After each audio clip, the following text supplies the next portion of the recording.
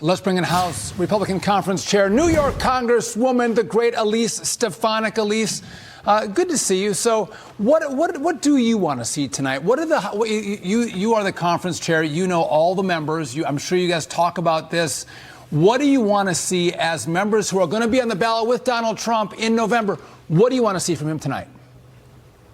Well, first of all, I'm proud to be in Atlanta, Georgia, as one of the top surrogates for President Trump. I think what the American people are going to see tonight is a stark contrast of the weak, failed, feckless leadership of Joe Biden that has created catastrophic crises, whether it's the border crisis, the inflation crisis, the war on American energy, or the weakness and chaos around the world that has weakened our national security.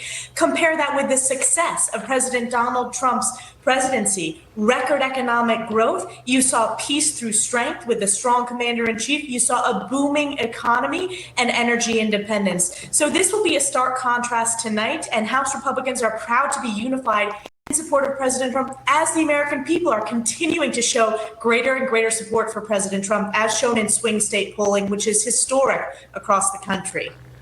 Congresswoman, the CNN presidential debate falls on the very same day as the funeral of the 12-year-old Jocelyn Nungary, who was murdered by two illegal aliens who should never have been in this country.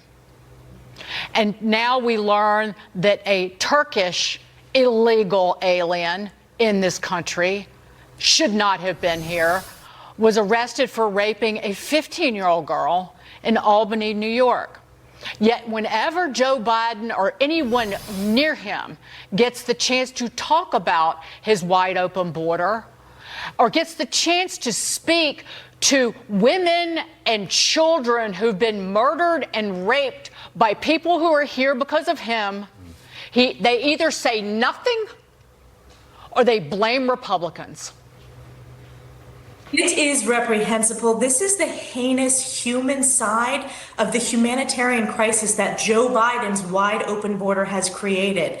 Whether it's Jocelyn Nungary, Laken Riley, and their poor families who are mourning the loss of their beloved daughters, these innocent young women, or this breaking news in Albany, New York, which is where I grew up in upstate New York.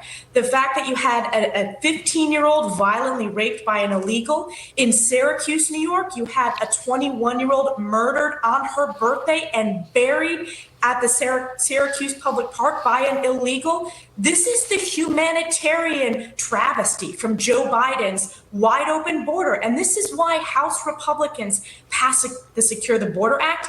This is why when President Trump talks about securing the border, he did it. We have the most secure border in our nation's history because of President Trump's strong policies. So this will be a key issue that will be discussed. No amount of talking points for Joe Biden is going to make up for the humanitarian losses of innocent lives because of this illegal crisis, because of Joe Biden's wide open border. Elise, you know that Joe Biden's going to run on the issue of abortion. He thinks he can win the women's suburban mother vote with abortion.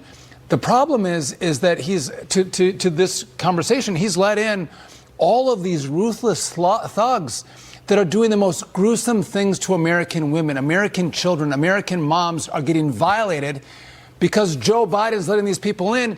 And then he comes to the American people and says, I care about women. Well, Joe, if you care about women, shut down the border and keep these thugs away from our girls.